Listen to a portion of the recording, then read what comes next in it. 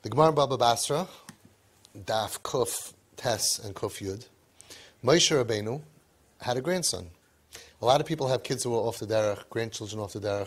We know that Reb Shimon Bar Yochai's grandson was off the derech.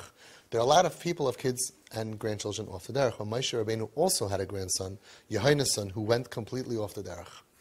Imagine MOSHE RABBEINU.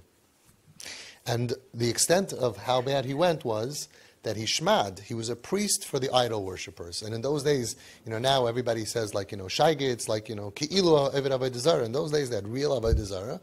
And he was a kaimer, he was a priest. He worked for them. He worked for the other side. MOSHE RABBEINU's grandson.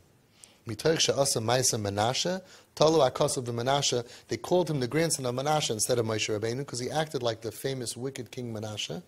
And that's how bad he was. So he was Yonason ben Gershon ben Menashe.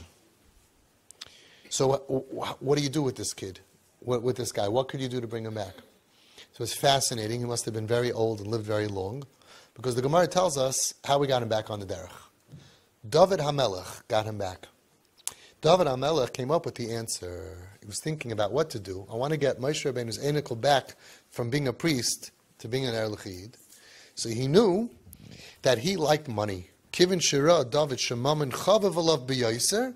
He saw this guy. Shmekt, git. He liked money. He put him in charge of all the treasury of Klal Yisrael. He put him in charge on the oitzers. That's the most coveted position. The bank, the money. That's the most important part of Klal Yisrael, right? The guy in charge of all the money. Can you imagine if Chaim Berlin says, you know what, we need somebody to be in charge of the dinner. Who should we do? And they pick the, Reverend whatever, who's shmad. That's just one yeshiva. This is the whole Klal Yisrael, the mint. All the money in the treasury. He's going to be in charge of Reverend Chaim O'Connor, right? That's what he did. Kivin Shirad David Shemam Chavavulav. He looked. What is he like? What is he like? Let's make him chashuv and give him kavod to show him how proud we are. And what happened?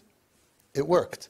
He was called Shavuel. Shvuel ben Gershon ben Menashe naged ala eitzris. V'chi Shvuel Shemai. Was he called Shavuel? V'hala Yonason Shemai. He was called Yonason. So, and for the Gemara, Amar Rabbi Yochanan, he was called Shavuel Sheshav Lakel B'cholibai. So he took this guy. He didn't tell him, you got to go do tshuva, and then I'm going to make you the treasury. I promise you. Put on tefillin. He make a deal with him.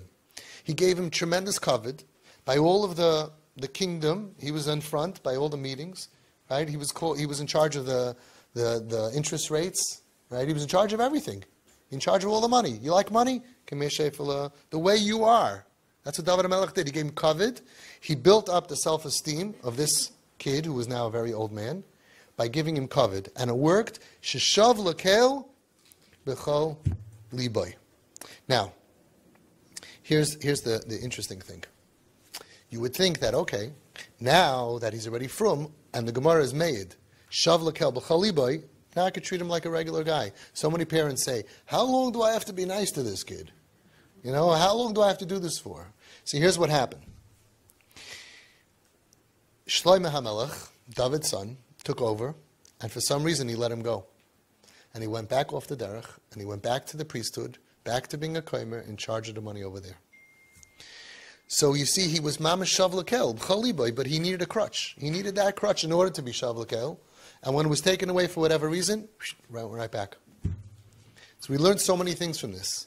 They didn't give him musar and techacha. They didn't give him advice. David HaMelech didn't try to bring him to the Eshet Torah rabbi to speak to him. He didn't give him guilt. Do you know who your Zayda was? Right? None of that. He fixed the problem of the broken self-esteem, of the broken inside, the yucky part, by saying, you need kavod. I'm going to give you more kavod than they are.